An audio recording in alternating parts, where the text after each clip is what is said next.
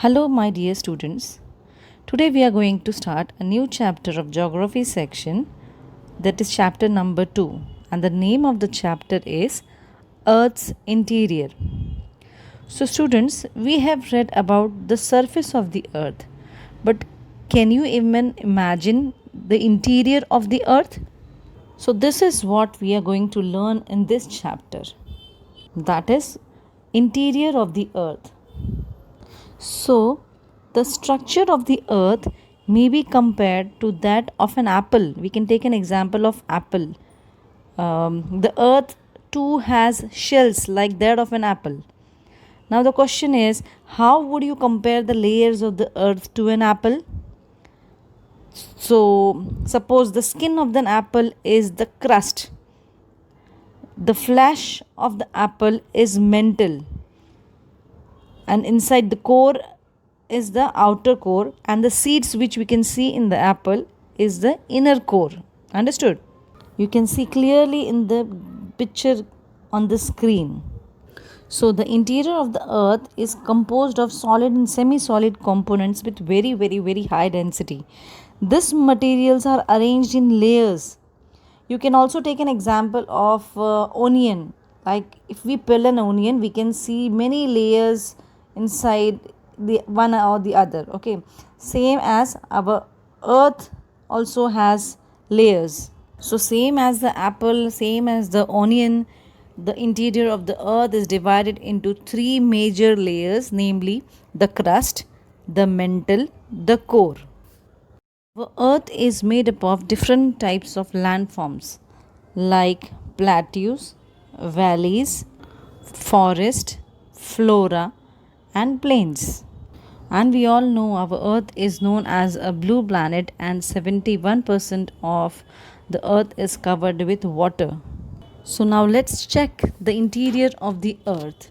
So students, it is very easy to stand on the earth's surface and see the whole sky, but it is very difficult to look what is inside the earth. Most of the knowledge about the earth's interior and the structure is based on the indirect sources like materials thrown out in volcanic eruptions. As we know, volcanoes throw up rock materials, water vapor, and gases. The volcanic eruption is a direct sample to us to know about the materials which is inside our earth. The next is seismic waves or the earthquake waves. The earthquake waves are generated in the interior of the earth and travels to the surface. They tell us whether the earth's interior is constituted of a solid, liquid, or the gaseous materials. And the next one is rocks. Rocks in the earth's crust transforms one form to the another form in a cyclic order called as a rock cycle. The study of rock cycle shows that all the rocks are converted to their original form after undergoing high temperature and pressure. First, we are going to learn about the crust, the first layer of the earth, the outermost layer of the earth. So, the outermost layer which covers the earth like a skin is called as crust. The crust is the thinnest among all the layers. Its thickness varies from landmass to oceanic floor. The average thickness of the ocean crust is 5 kilometers, but that of the continental crust is about 31 kilometers. Maximum thickness of the crust is about 70 kilometers. Rocks of the crust are found on the continents which are less dense than the rocks found in the ocean basins. The main minerals constituents of the continental crust are silica and aluminium, and of oceanic crust are silica and magnesium. That and the short forms used for silica and aluminium is Cl, and for the ocean crust the minerals which are found is silica and magnesium, so the short form for that is SEMA. Understood? Average density of the crust is about 2.7 grams per cubic centimeter. Now talking about the next layer, the layer which is beneath the crust, that means below the crust, is called mantle. The thickness of the mantle is 2900 kilometers. The mantle is made up of heavier materials. It is comprised of iron and magnesium. The average density of mantle is between 3.5 and 5.5 grams per cubic centimeter. The mantle can be divided into two parts, that is upper mantle and the lower mantle. The upper mantle is made up of solid and compact rocks with temperature of about 2270 degrees Celsius, and the lower mantle is made up of semi molten materials with a temperature reaching up to 3700 degrees Celsius. Now the next layer, the earth is nearly 6300 kilometers deep towards its center. The core is the deepest and most inaccessible zone of the earth. It extends from lower boundary of the mantle, that is 2900 kilometers, to the center of the earth, that is 6371 kilometers. The core is mainly made up of nickel and ferrous, and the short form of both of this is knife. The temperature here is estimated to be as high as 5000 centigrade. The core is further divided into two sub layers, that is outer core and the inner core. Now what is outer core and inner core? Outer core extends from 2900 kilometers just below the mantle up to 5100 kilometers. It is in the molten state with very high temperature. Now talking about the inner core, the innermost part of the interior of the earth is in the solid state and it is quite rigid with very high temperature and pressure. Density of this part varies between 13.3 grams per cubic centimeter and 13.6 grams per cubic centimeter. Is it clear, student? Next topic is rocks and minerals. So students, what is rock? Now basically we can say a rock is a natural mass of mineral matters that makes up the earth's crust. Rocks hold the history of the earth and the minerals that are essential for the future. Rocks can be of different colors, size and textures. From some rocks, minerals are extracted in percentage of specific mineral is high. For example, iron is extracted from iron ore and not from any granite stone as its amount in the ore is very high. There are differences between rocks and minerals. They are not the same. Like rock is the aggregate of minerals and minerals is a naturally occurring substance on the earth with a definite structure. Rock is a natural and solid material forming the earth. A mineral is a natural inorganic compound found mainly in the rocks. Rocks are chiefly of three types and there are about more than 4000 types of minerals. A rock has no definite chemical compositions. It can vary from a specimen found at one place and those found at some other place. A mineral has definite chemical composition. So rocks are formed due to the solidification of molten materials by metamorphism through compactions, sedimentation and increase in pressure, temperature and density inside the earth. Based on the mode of formation as well as the appearance, rocks are divided into three main types, that is igneous rocks, sedimentary rocks and metamorphic rocks. Now what is igneous rocks? Igneous rocks derived from a Latin word fire forms when hot molten rock crystallizes and solidifies. The melt originates deep within the earth near active plate boundaries or hotspots, then rises towards the surface.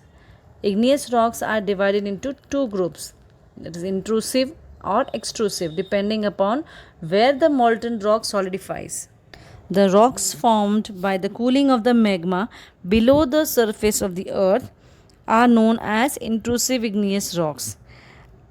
And the example of the intrusive igneous rocks are granite, diorite, gabbro, etc. When the magma comes out during a volcanic eruption, it cools down and solidifies on the earth's surface, and it forms extrusive igneous rocks. As it cools down and hardens more rapidly, it forms very small crystals. Hence, this rock are as smooth as glass. And the examples of extrusive rocks are basalt and obsidian. Igneous rocks are called as the primary rocks. These rocks are very hard and compact compared to the sedimentary and the metamorphic rocks. Now, talking about the sedimentary rocks. Sedimentary, by the word sedimentary, what is the word that comes in our mind? The word is sediments. Now, what is sediments? Sediments, we can say, fine particles of rocks that is broken down by any force, external force like wind, water, and glaciers, and are carried to the bottom of an ocean or other low lying areas. The sedimentary rocks may be coarse or fine grained, soft or hard, and formed in layers or stratas. These are non crystalline and often fossils of animals and plants. These rocks are softer than igneous rocks. These rocks are many types based on their origin and composition. And the examples of sedimentary rocks are sandstone, limestone, chalk, etc. Okay. Sedimentary rocks are formed mechanically, chemically, and organically. Sandstone is mechanically formed rock. In this process, smaller size grains are compressed or consolidated to form larger rocks. Limestone is again a chemical processed sedimentary rock that undergoes chemical changes.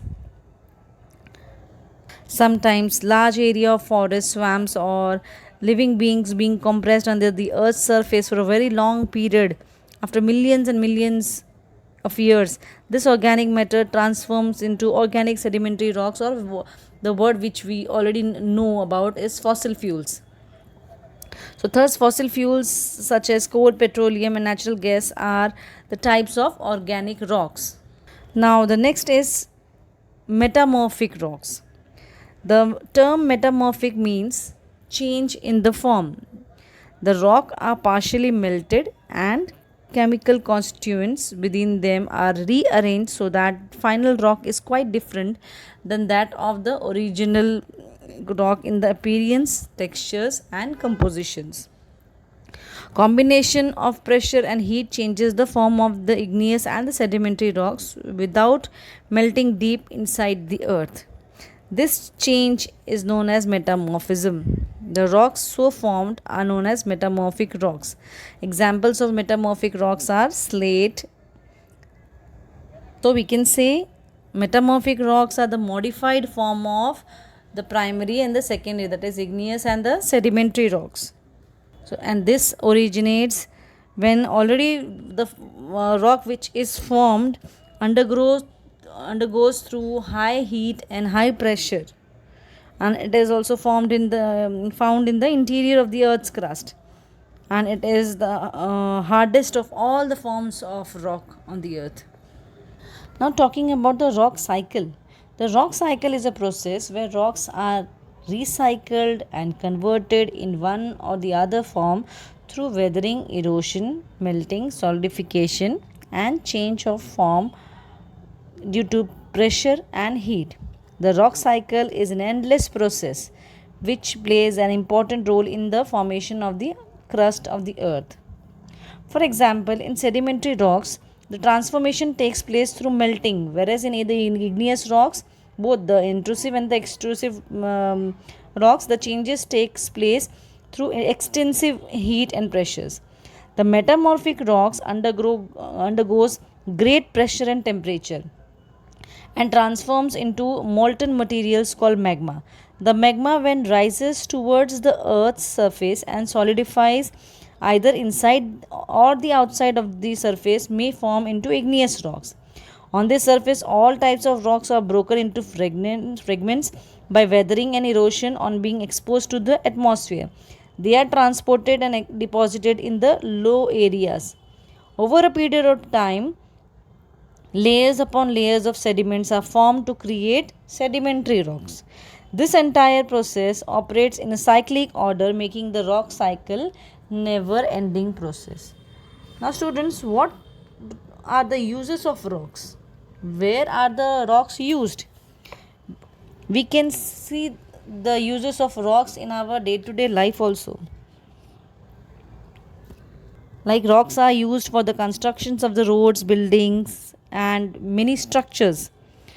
Fossil fuels, gems, diamonds, precious stones are derived from the rocks. Soil is derived from the weathered rocks. As I already said, that rocks are aggregates of minerals that are essential for all living beings. Rock cycle is one of the nature's many cyclic process operating on the earth that helps to keep the planet young.